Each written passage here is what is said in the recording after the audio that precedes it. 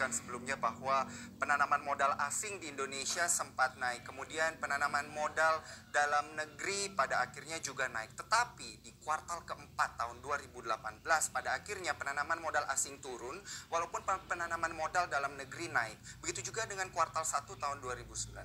Walaupun secara keseluruhan angka daripada penanaman modal di Indonesia ini naik, tetapi masih tetap menjadi pekerjaan rumah pada penanaman modal asing karena secara year on year terdapat penurunan di sana. Untuk itu, mari akan kita bahas di sini dengan lebih detail bagaimana mendorong investasi modal asing karena kontribusi modal asing pada penanaman modal di Indonesia makanya berada di atas penanaman modal dalam negeri. Nah, mari kita lihat awalnya trennya. Yang berwarna kuning ini adalah targetnya dan yang berwarna abu-abu di sini berwarna putih adalah realisasinya. Dari tahun 2015 hingga tahun 2017 di sini dapat Anda lihat selalu melebihi target yang sudah ditetapkan. Tetapi sayangnya di tahun 2018 di sini terdapat penurunan. Kalau kita telah lebih jauh lagi, sebenarnya penurunan itu apa yang memberikan kontribusi pada penurunan. Mari kita lihat datanya di sini. Di tahun 2017 penanaman modal asing memberikan kontribusi sebesar 430,5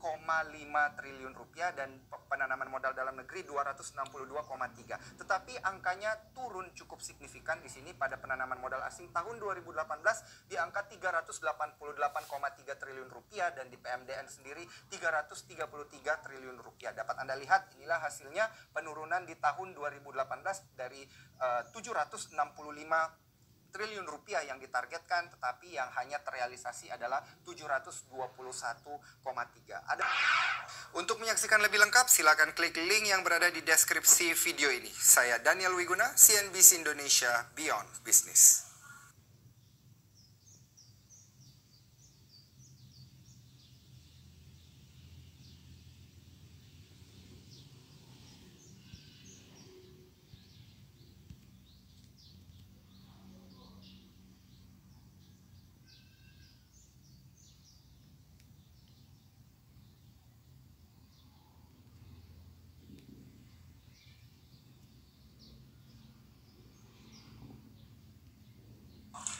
Selamat pagi, saya dari kelompok 6 akan mempresentasikan tentang penanaman modal asing. Di sini ada saya, Sansan Irawati Mulyono, bersama rekan saya Melania dan juga Abdullah.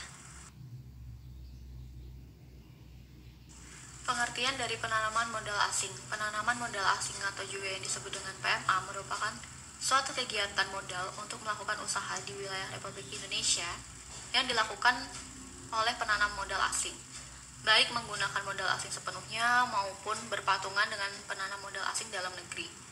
PMA sendiri merupakan bentuk investasi dengan jalan membangun, membeli total, atau mengakuisisi suatu perusahaan.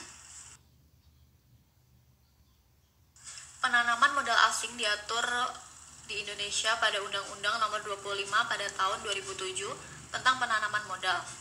Dalam undang-undang ini yang dimaksud dengan penanaman modal asing adalah kegiatan menanamkan modal untuk melakukan usaha di wilayah Republik Indonesia yang dilakukan oleh penanam modal asing, baik menggunakan modal asing sepenuhnya maupun berpatungan dengan penanam modal asing dalam negeri.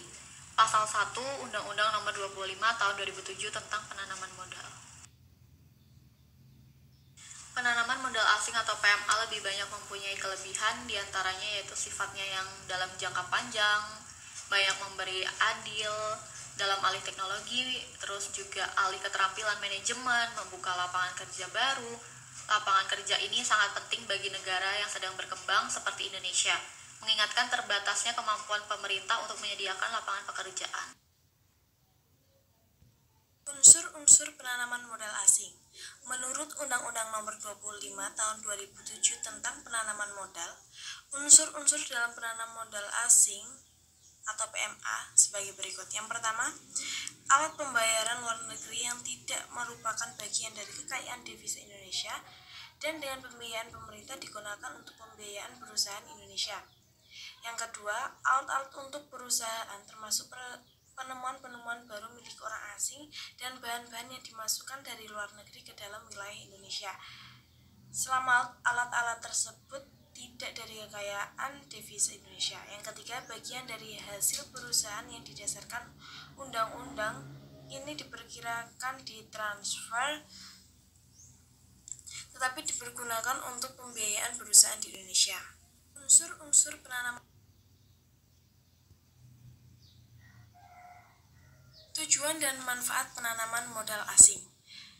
Menurut Undang-Undang Nomor 25 Tahun 2007 dijelaskan tentang manfaat dan tujuan penanaman modal asing sebagai berikut. Yang pertama, meningkatkan pertumbuhan ekonomi nasional. Yang kedua, menciptakan lapangan kerja. Yang ketiga, meningkatkan pembangunan ekonomi berkelanjutan. Yang keempat, meningkatkan kemampuan daya saing dunia usaha nasional. Yang kelima, meningkatkan kapasitas dan kemampuan teknologi nasional.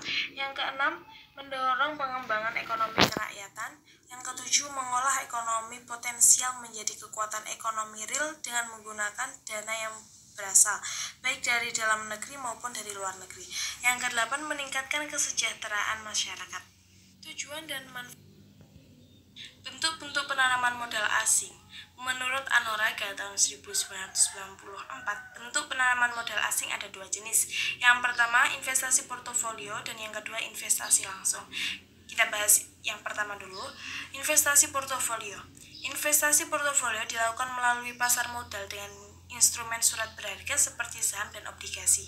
Dalam investasi portofolio, dana yang masuk ke perusahaan yang menerbitkan surat berharga atau emiten belum tentu membuka lapangan kerja baru, sekalipun ada emiten yang setelah mendapatkan dana dari pasar modal untuk memperluas usahanya atau membuka usaha baru.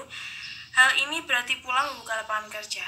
Tidak sedikit pula dana yang masuk ke emiten hanya untuk memperkuat struktur modal atau mungkin malah untuk membayar hutang bank, di mana dalam proses ini tidak terjadi alih teknologi atau alih keterampilan manajemen.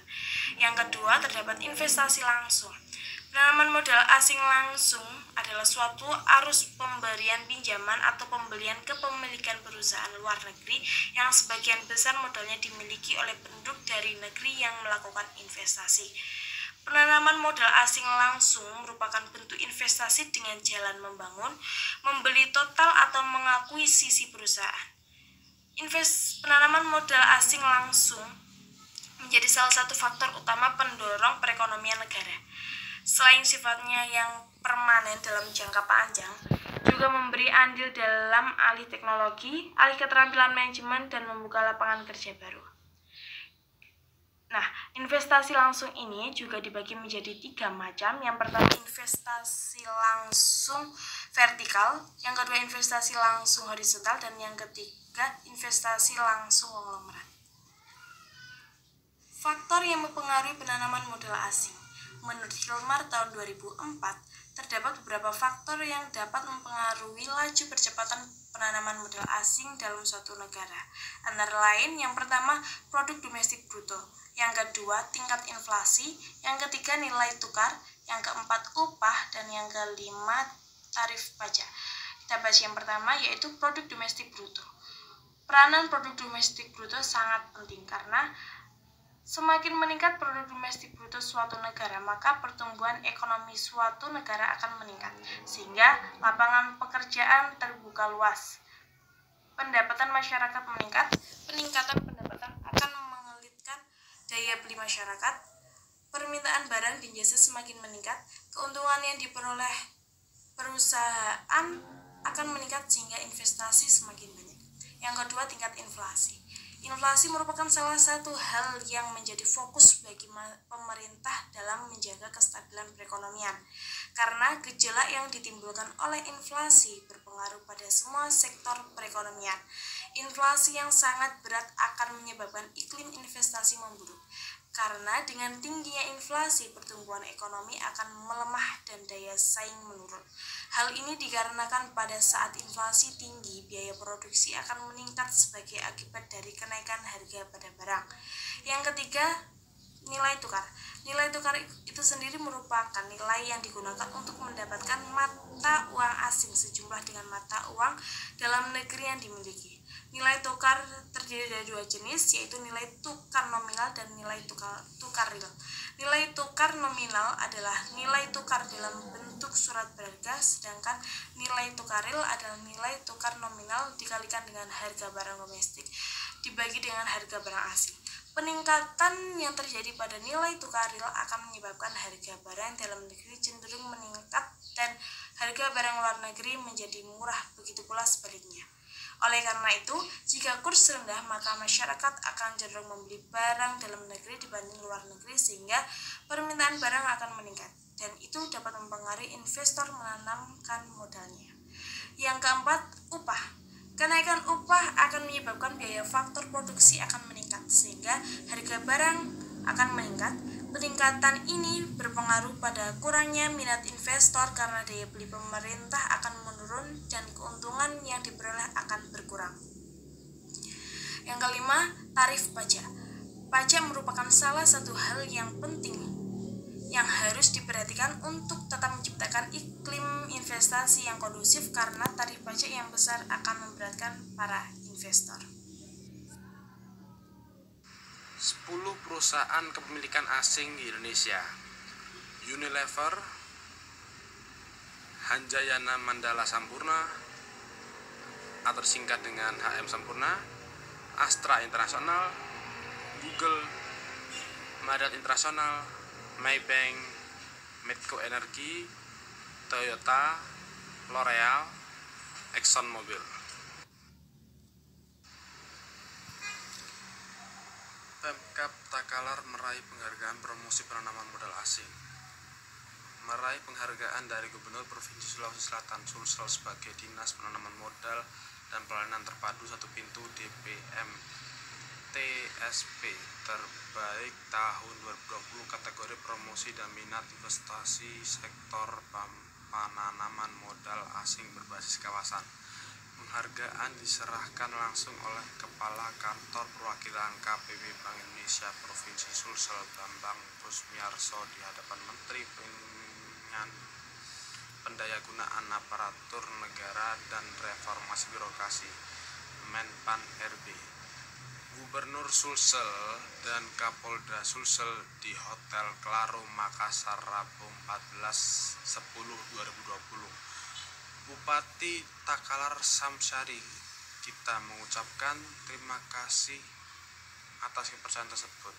Penghargaan yang diraih adalah berkat dukungan dari seluruh stakeholder terkait.